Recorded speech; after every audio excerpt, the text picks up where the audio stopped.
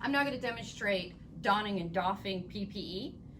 This is a station skill, so you won't be standing at the bedside. Beginning and ending procedures are not required, but I'm going to recommend you do them anyway.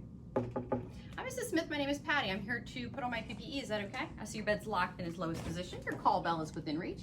I'm going to pull your curtain closed 360 for privacy. I'm going to wash my hands and gather my supplies. So for this skill, you'll have a brand new PPE gown and a pair of gloves. I'm going to use an older PPE gown to demonstrate. So to start, you're going to pick the PPE gown up and open it with the opening, the open back towards you. You're going to slide your arms in the sleeves. And then you're going to tie the strings, securing the gown at your neck, which, if tying behind your head is difficult, it is perfectly acceptable to tie it in front of you and slide it over your head. Make sure you tie it in a bow because you do need to untie it. In the back, I'm going to make sure the gown covers me as much as possible.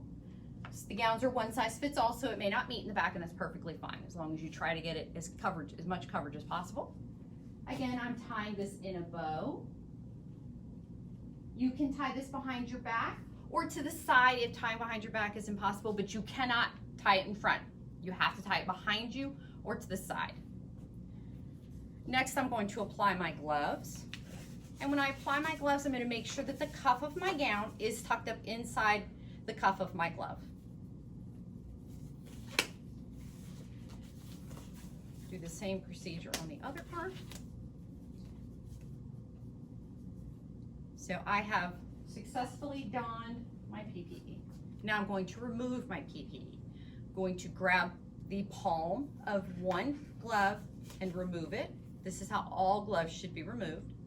I'm going to use 2 fingers and slide it underneath the cuff of the other glove. You can do the back side or you can do the front side. It doesn't matter which, making sure you don't touch the outside of the glove.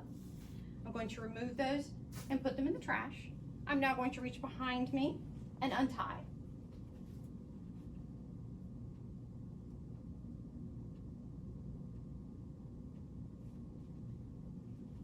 If in the process of untying you accidentally tie your gown in a knot, you can self-correct and tell your evaluator you would not have tied it in a knot as you break the string. But the goal is to untie it. So I'm untied both at the neck and at the waist. It doesn't matter which way you tie it or which way you untie it. Now, the cuffs of my gown have been up underneath my gloves, so they are still considered clean. So I'm going to take 2 fingers and I'm going to pull this cuff over my hand, and now I have a small little mitt. I'm going to then use this to pinch very close, but not too close, and pull this sleeve out without touching the outside of the gown. The outside of the gown is now contaminated. So now I've successfully gotten my hands in my sleeves, and now I'm only going to touch the inside of the gown, which is still considered clean because it has been against my body. So as I roll it down my arms, I'm keeping it from touching the floor. That's very important, not let it touch the floor. Of course, if it does, you can self-correct and tell your evaluator you would not have touched the floor with the gown. Now that I've rolled it up, I'm going to dispose of it in the trash. I'm going to verbalize washing my hands. I'm going to do ending procedures. Hi, Mrs. Smith. I'm done with my skill. I see your bed's still locked in lowest position. Your call bell is within reach.